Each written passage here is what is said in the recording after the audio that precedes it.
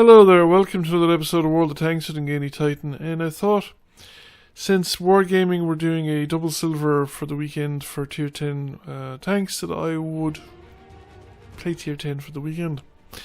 I haven't played tier 10 in quite a while. I don't play tier 10 in part because I'm no good at tier 10 and I don't find it as enjoyable as the lower tier games, and I'm no good at tier 10 because I don't play tier 10. And the other reason I don't play tier 10 is I have too many lines uncompleted where I need to grind out the tanks, and if I'm grinding out the tanks I can't be playing tier 10. Now I had run out of premium, but I have a bank of silver available, so I could afford to run some of it down playing tier 10. But I thought, given that I was getting double silver for tier 10, that it would mitigate some of the costs. And I started playing on Friday, and I was kind of shocked actually at how poorly I was doing. Even on tanks where I kind of knew the weak spots were, I wasn't penetrating with regular ammunition on the T110E5. So I eventually decided I'd go and actually use a lot more premium ammunition. And I found that to be fairly effective. I still wasn't performing as well as I ought to be, and I think that would just take more time and practice.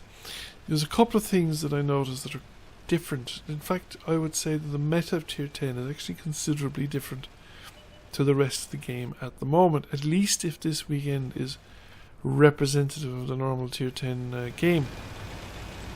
It would be interesting to look into this more in the future if I get the opportunity and time. So what did I notice over the weekend? First of all, I noticed that the majority of tier 10 games were feature tier 10 tanks. I mean, the vast majority of the tanks on the battlefield on both teams were tier 10 tanks, up to 10, 12, sometimes 15 tanks aside were tier 10, and almost never less than half the tanks were tier 10. Heavy tanks also predominated in that you could have several games go by in a row where you had predominantly heavy tanks, practically no medium, no light. Some tank destroyers and maybe an artillery, but quite a lot of heavy tanks, just wall-to-wall heavy tanks. And I think this affects the game because, first of all, it means this idea of going to sort of heavy tank favourite locations just doesn't occur to people. If every tank in the battlefield is a heavy tank, then you have to cover whatever role you can with heavy tanks. And the other thing is that, I suppose this is where the premium stuff comes in, is that when I was using premium I was getting a better penetration rate, because I suppose if probably people are using higher levels of premium. This is the statistical analysis. I didn't go through my battles and count the shots and see what people were using or anything like that. This is just the impressions that I'm getting just over the weekend. So a very heavy, and I think the very heavy tier 10 makes a couple of differences as well, because you've never get the opportunity to boss around lower tier tanks, whereas you're playing tier 8, you're in a tier 8 heavy, for instance, then if you're top tier, you could have games where you're top tier in your tier 8 heavy and you run into part of the map where the opposing enemy heavy tanks are all actually tier 6 heavy tanks, in which case you could just act with impunity because they're going to have a hard time penetrating you, even with premium ammunition, and you're just going to kick the crap out of them. This just doesn't seem to happen, or didn't happen over the weekend anyway. Invariably, everywhere I went, I was running into tier 10 tanks, and heavy tanks are heavily armoured tank destroyers for the most part.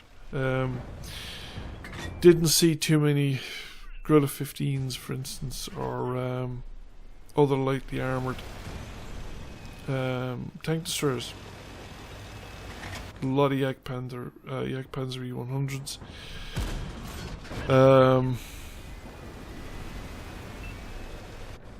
I actually didn't see too many 704s. A lot of the French, I can't remember the French top tier one, and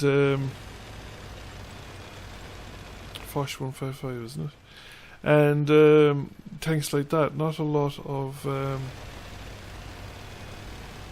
quite a lot of, was it mercenary machines? A lot of machines on the map as well.